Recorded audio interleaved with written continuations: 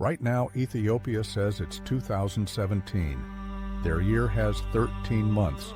Their Christmas is in January. And none of this is an accident. How one nation chose to live in a different timeline entirely. Welcome to Nations of the World, Ethiopia. Here's something that'll change how you see power. What if calendars aren't just ways to track days, but tools governments use to control entire populations? By the end of this video, you'll see time itself differently. The name Ethiopia comes from Greek Aethiops, literally burnt face, an exonym that tells you more about classical outsiders than the people who lived here.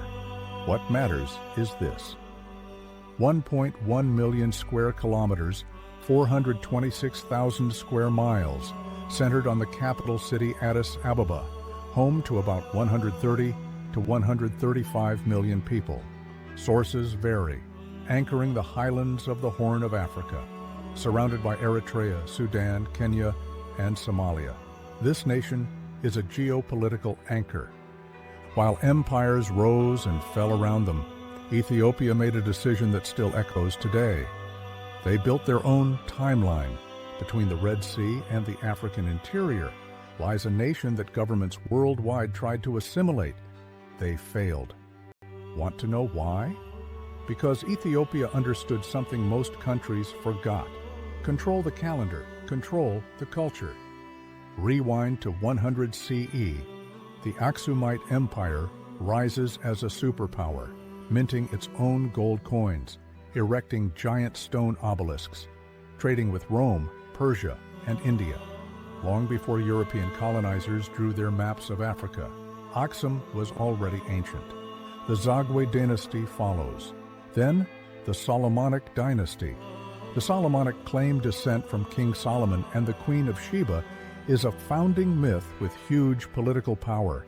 It shaped kingship and identity for centuries.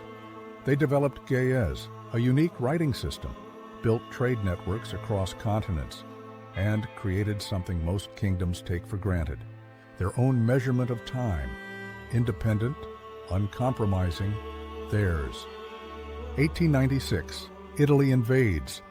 Ethiopia crushes them at the Battle of Adwa, the only African nation to defeat a European colonial power in war. Italy occupied the country from 1936. The occupation persisted until liberation in 1941, with Allied forces and Ethiopian patriots. Through invasion, pressure, modernization demands, Ethiopia's calendar survives every assault. So what makes measuring days differently worth fighting for? The answer reveals how power actually works. The Ethiopian calendar operates on a different logic. You are in 2025. They are 8 years behind. In 2017, not confusion, intention. 13 months structure the year.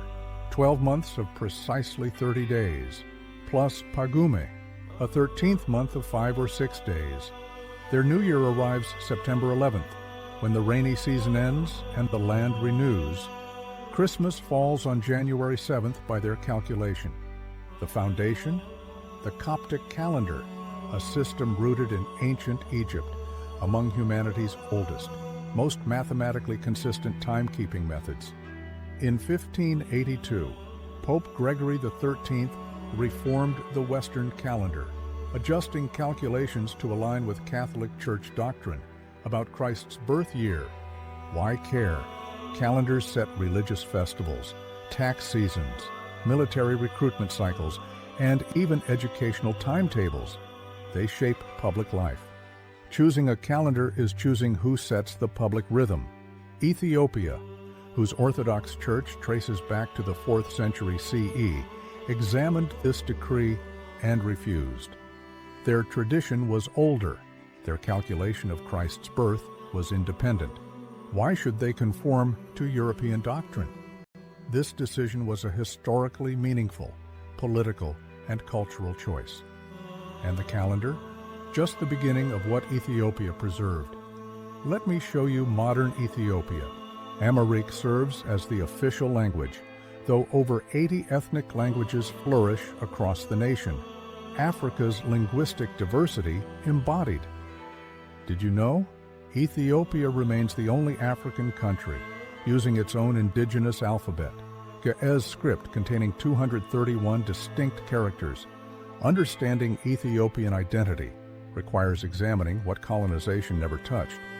43% identify as Ethiopian Orthodox Christian, 34% Muslim, 19% Protestant. Yet these labels barely scratch the surface. The flag declares this complexity. Green symbolizes fertility and hope. Yellow represents peace and justice. Red stands for sacrifice, while a blue disc with golden star embodies national unity amid diversity. National symbols tell deeper stories. The calla lily represents beauty and resurrection.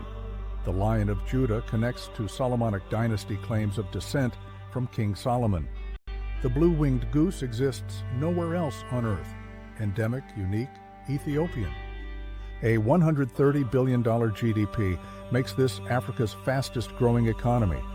Coffee originated here, and Ethiopians treat it with reverence. The Ethiopian coffee ceremony takes 3 hours, not drinking, but ritual. Community, presence. Everything modern efficiency culture dismisses. Economists studying Ethiopia's growth miss the crucial factor. Ethiopia's true wealth isn't measured in dollars. It's measured in centuries of unbroken self-determination.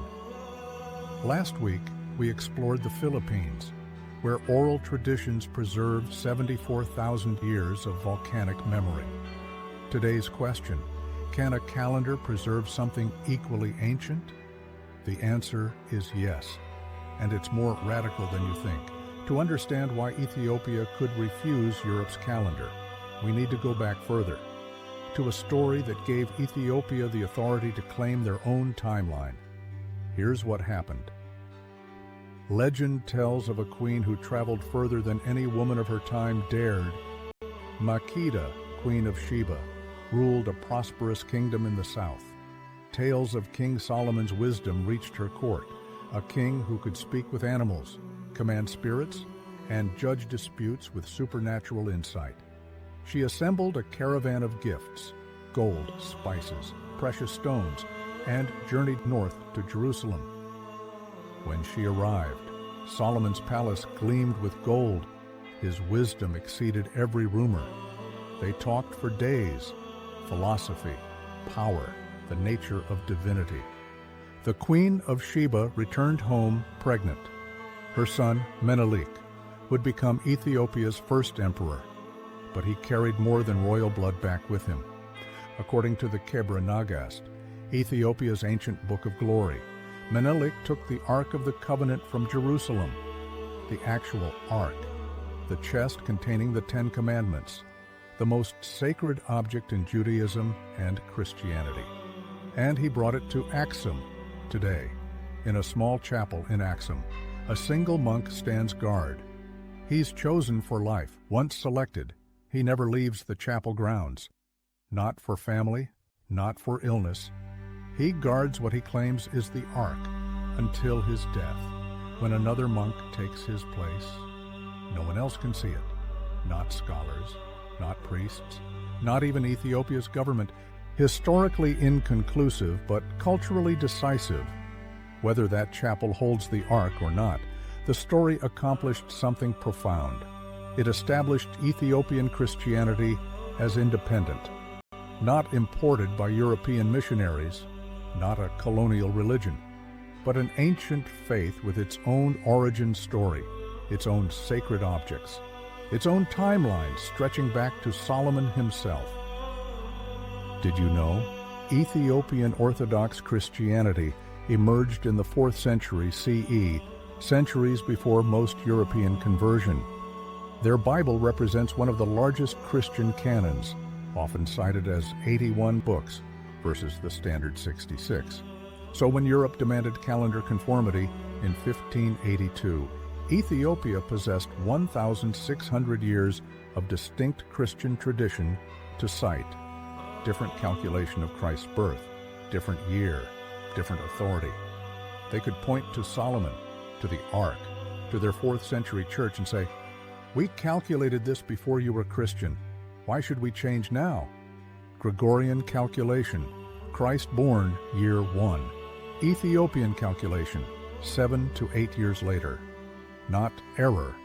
Theological independence preserved through mathematics. Once you understand this, everything about modern power structures becomes visible. Calendars are power tools, instruments that empires have used to order populations. Rome standardized time to control its empire. Pope Gregory reformed calendars to unify Catholicism. European colonizers imposed their timekeeping as step 1 of cultural erasure across Africa. Ethiopia recognized this pattern and refused participation, not from backwardness, from sophisticated understanding. Whoever dictates how you measure time, dictates how you interpret history, structure your future, define your identity. At the 1896 Battle of Adwa, Ethiopia's victory wasn't merely military. They won the right to exist in their own timeline.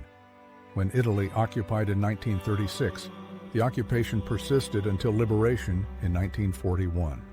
The calendar outlasted them. Today, 130 to 135 million Ethiopians wake to a different year than you. When rain ends and crops emerge, they celebrate renewal, a rhythm aligned with their land, not arbitrary dates imposed from distant capitals. Ethiopia's 13-month system is so mathematically precise that it requires fewer leap year adjustments than the Gregorian calendar. The West calls it primitive, but Ethiopian timekeeping is actually more elegant. Ethiopia's calendar is not quaint habit. It's living resistance, a public rhythm the nation chose for itself. Evidence that modernity doesn't require surrendering cultural sovereignty to someone else's conception of time. Earlier, I asked if calendars function as weapons. Ethiopia answered by forging a shield, their own timekeeping system. No empire could shatter. Ethiopia doesn't languish in the past. They demonstrate that embracing modernity never requires abandoning identity. That global trade coexists with cultural timekeeping. That sovereignty extends beyond map borders to controlling something as fundamental as what day to day is. Ethiopia chose their own time. But who invented the foundational tools of modern civilization? Next week, I'm launching a brand new series, The Historical Anatomy of. We'll be breaking down the origins of things you take for granted, from time to flags to maps. Our first stop is time. We're going back to when hours didn't exist, when minutes were meaningless, when humans had to invent the very concept of measuring moments. It's going to change how you see every clock you've ever looked at. Want the complete story of Ethiopia? I made a full deep dive episode covering 3,000 years, from the Aksumite Empire to modern day. It's the perfect companion to today's calendar mystery. Link in the description.